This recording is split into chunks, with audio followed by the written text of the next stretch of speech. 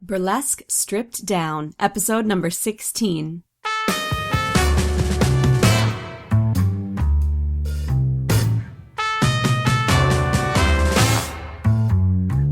Welcome back once again, ladies and gentlemen. I am Velvet Eau Claire, your guide through all of the saucy, sexy secrets for us, the ladies and gents behind the tassels. I am thrilled to have you back. This is episode lucky number 16, I guess we'll call it. The big thing is, of course, this, if you're listening when this episode goes live, it is New Year's Eve today, and that means 2015 is drawing to a close. And I am just so happy, so thankful that I've been able to I was able to get the podcast off the ground and that you are listening today. Thank you so much for helping to make 2015 a really great year, the inaugural year of Burlesque Stripped Down. I'm very grateful to have you on board and to be able to be doing two things that I love to do, really, which are, podcasting and talking about burlesque and two burlesque performers. And so that's kind of what I wanted to chat about today. It really works out perfectly because, of course, all December 2015, we've been talking about being authentic. We've delved into some different topics from the imposter syndrome through creating a personal brand, defining your own success, and about vulnerability. And we've heard from a lot of different performers their kind of opinions on being authentic. So it's been a really fabulous month. I hope you've had a chance to and have appreciated and have enjoyed all of the different episodes this month. And today, basically, I just want to kind of recap it all with a little bit of advice, such as it is, for the end of the year. And really just about how to kind of find the best balance and to find what I like to say is just, man, girl, or boy, you do you. Do your thing. So we're going to talk about some ways to find what really speaks to you, because here's the thing. I think, and we talked about this a little bit before, particularly in the Defining Your Success episode, sometimes we get too caught up in what we should be doing, particularly in an industry like burlesque, where there is kind of, we have a lot of history either with the satirical side or with the showgirl side, right? And so those two paths seem to be the most popular, the ones that people think that are the best to go down, either be, a kind of funny girl or boy, a funny one, satirical, cabaret kind of a style, or the more classic showgirl style.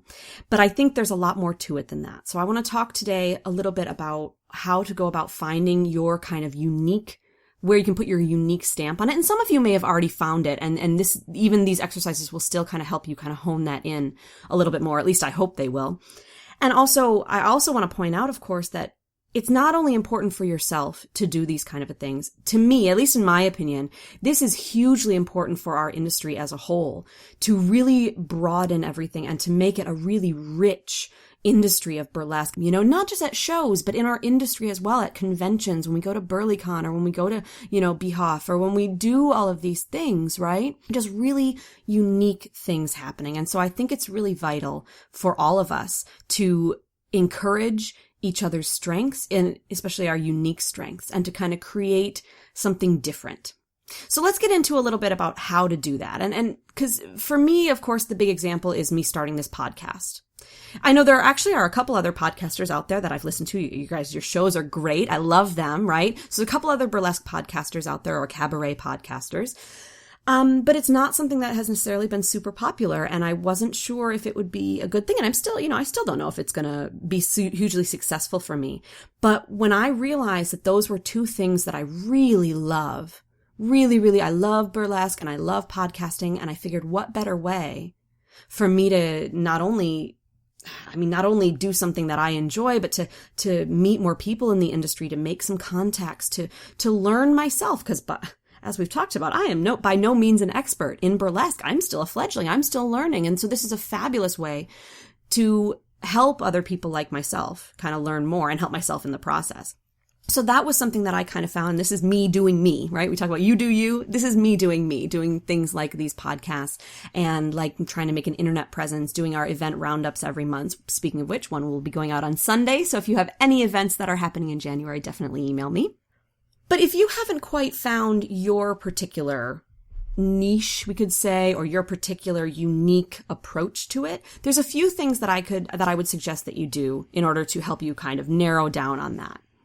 And the first would be something that actually a business coach that I was speaking with kind of recommended to me. And that is to make a list, get a blank piece of paper. And this is not something that usually can be done in one sitting. This is something that you're going to need to do over several days. I know it probably took me upwards on a week to really get this done. But what you want to do is make 2 columns. And in one column, I want you to list 50 of your strengths. And that seems really easy, but it's not. For me anyway, I got through about 10, 15, 20. And then I was like, okay, it's getting a little harder now, right? 50 is a big number. So try to think of anything that you can think of, whether it's something that you know you're really good at, other people say that you're good at, whether you like it or not, just 50 things that you are particularly strong at. And at the same time, or afterwards, depending on how you want to do it, in the other column, I want you to list 50 interests that you have. This one can almost be more difficult, or at least equally as difficult, because again, 50 is a big number. 50 different things that you are intrigued by, that you're interested in, whether it's, rock climbing or the color pink, or going around on computers and doing, HTML coding, or watching movies, and maybe get a little more specific than that, or James Franco. He's something that I'm interested in. That man is gorgeous, right? So whatever it is, just make this list. And again, take several days. Don't try to do it in one sitting, because then you're going to miss some things that you'll forget about. So take several days and make these 2 lists, 50 strengths and 50 interests. And while you're creating these lists, be sure that you don't forget about some of the things that you've loved in the past, in past kind of phases or eras or incarnations of your life. If I were to include, I don't particularly love boy bands and Backstreet Boys anymore, but I would sure as hell list it on that list because it was a huge part of making me who I am today. And there's still a bit of nostalgia there. So sometimes you can come up with something that kind of hits you from your past. That can come as well. So definitely don't forget about the things that have been important to you throughout your life. Include those as well. Then you're going to use that along with the next thing to kind of compare. So that's step 1, is make those lists. Step 2, this is something I just discovered. I know a lot of people take, for example, like the Myers-Briggs personality tests. Or other personality tests to kind of determine your personality type. And different people have ones that work for them. The recent one that I found that I was just floored by is called the Enneagram test. And the Enneagram test is a personality typer, and apparently it has its histories kind of in the 7 deadly sins.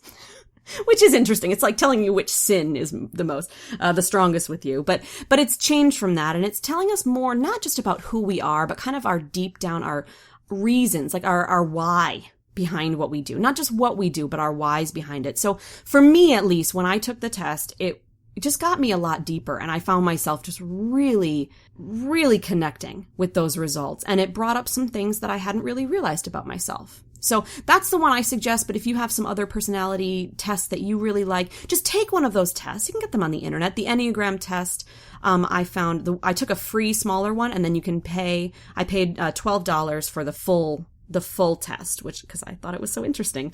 But, or you can just do the free one online, which will give you at least an idea. And just see if that brings out anything else.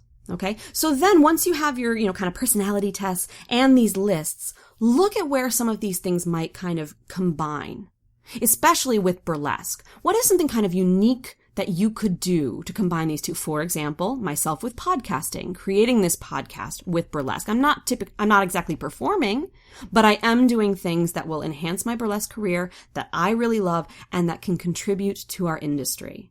So look for those things for yourself. Someone like Polly Pony Girl, for example, she loves horses, so that kind of has become one of her things. She's one of the few, if maybe the only, we don't know yet, people who does burlesque on bareback horseback, and it's beautiful. And I guarantee you, anyone who has seen her do that will not forget about it. There are some teachers out there who do some really unique classes and things like that, or find some other way to kind of meld. Again, doesn't have to be while you're performing necessarily. There are very unique numbers you can come up with through these exercises, but you can also start thinking of how, if you want to, apply burlesque to other areas of your life to enhance your performance career and to enhance your kind of journey. Then my third piece of advice is to continue on with this kind of the idea of journaling, right? You don't need to make a new list every week of your strengths and interests, but to kind of continue maybe with a daily or semi-weekly or, weekly even journaling habit to really just start kind of writing and getting out some things and also just have a notebook with you. And when you have these ideas, some of you probably already do that when you're working on developing acts and things like that, but really have the specific focus of finding your unique vision, of not following along with just the simple idea of, being a classic maybe showgirl, unless that's what you're into, but to really find your unique perspective.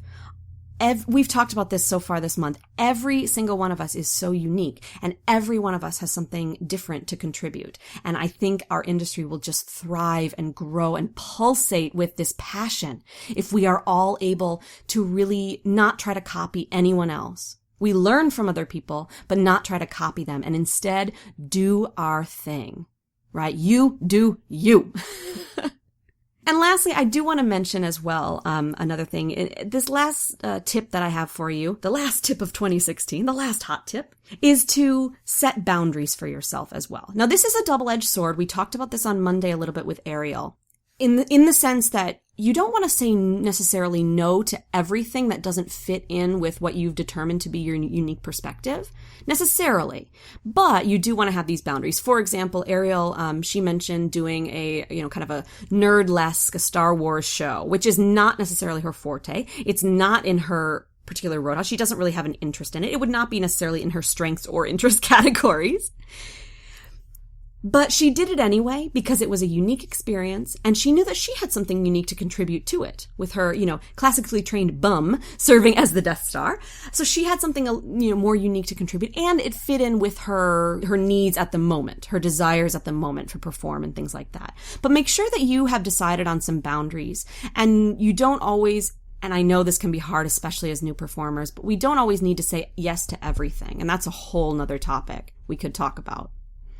But we don't always need to say yes to everything, especially if it doesn't quite fit in with our thing, with what we're trying to kind of present out there. So when you have some clear boundaries set, then you can still break them, but you are aware. I come back to what I was saying a lot last month, making a conscious decision to do it. Right? Once we're aware of what our boundaries are, then we can be a little, we can blur the lines a little bit, but know what it is you have a clear purpose, which is going to help with your clear brand that we talked about 2 weeks ago, and have a clear purpose for what you want to get out there.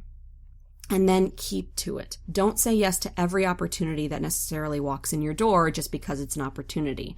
Stick to things that will enhance your unique vision and your unique perspective and your unique authenticity that you are providing to the industry. So there you have it. There's just kind of 4 little tips that I have for you because sometimes, you may be hearing all of this stuff about Authenticity Month and you're like, well, that's fucking well and good. Thanks. Great, Velvet. I appreciate that. But how do I know what my unique vision is? And that's not something I can tell you. That's something that's going to take a lot of introspection. And so those are 4 things I want you to kind of try, exercises to keep and tips to keep in mind. Number 1, make that list of those 50 strengths and 50 interests. 50 of each, not 50 total, 50 of each. And look at where those might combine and where you could make some kind of interesting things happen. 2, along with that, take the Enneagram test or another personality test and again, compare some of those results and see where they fit in and how you could make a unique value proposition, so to speak, if to use business terms on that. Number 3, do some daily or weekly writing, journaling or list making or whatever it is to kind of get to know yourself better. I could, of course, also include there some meditation. I'm a big fan of meditation, and I think it always can help. So writing, meditating. And number 4, make sure that you have some clear boundaries set. Maybe not quite in the beginning, but as quickly as you can, have some boundaries. Again, you can blur those a little bit once you have them set and once you know why they're there, once you understand the reason for those boundaries. So I hope that was helpful for you. Really, I just want to encourage everyone to find their unique way of working in the world. We all have heard the stories of, people who are starting in burlesque. You start by taking classes, then you do some stage kittening, and then you perform, and then you maybe, do some shows, and then you create a CV, and then you get your wax filmed, and then you submit them to festivals. And that's well and good. That's a perfectly fine path if you want to take that. But you can skip around a little bit. You don't have to have X amount of shows under your belt before you can apply for a festival. You don't even have to have X amount of shows under your belt before you fucking start a podcast and start interviewing other stars of burlesque, right? You can, these rules are not rules, even though they kind of seem like it, these paths. So you can be a seasoned performer and go back and just decide you just love stage kittening all the time and that's all you want to do. And you can do something completely different. You can start providing, website assistance. If you're a website designer, you can start providing website assistance. I see so many people, so many burlesque performers begging for help creating their websites. You could do that. You can start something unique. Do something different. I want to see so many more different things, not only acts, but businesses and excitement and passion. I want to see so much more passion in 2016. Will you join me? We'll make 2016 the year of passion. I think it's a fabulous idea. What do you think? Definitely, if you have anything to contribute, you can, of course, email me as always, velvet@burlesquestripdown.com, but I've also added something a little special to the website, and that is a voicemail button. So over on the right side of any page except for the home page, you'll be able to find the little leave me a message button, and you can do it right from your computer. You don't need to have a phone. You don't need to call in, as long as your computer has a microphone, which they all should these days, unless you're on a dinosaur. And you can leave me just a short message and just say hello. You can leave, say your thoughts, ask me a question, anything you want, just over on burlesquestripdown.com. And if you want specifically the show notes for this episode, it's burlesquestripdown.com/you-do-you. All one word. YOUDOYOU. And just leave me a message. Let me know what you think. I mean, who knows? Maybe I'll include it a little bit in the new year as showing some different people's passions in some of our episodes. Ladies and gentlemen, I hope that you have had a fabulous 2015. Take stock of all of the things that you've accomplished, all of the times that you've been authentic, and of course some of the times that you haven't, because that will help us grow. And please just have a fabulous and of course a safe New Year's Eve. If you're already listening to this in 2016 in the future, that's pretty cool. I hope it's a good year. I'm crossing my fingers. Thank you again so much for listening, for sharing with your friends, and for heading over into iTunes and leaving a rating and review. I really appreciate all of your support, everyone. As I sign off, I will leave you with some words of wisdom, some very applicable words of wisdom from the writer and poet E.E. Cummings. And he reminds us that it takes courage to grow up and turn out to be who you really are. And so with that, I wish you all a very safe and happy New Year. I will see you again in 2016. And don't forget to stay authentic and stay sexy.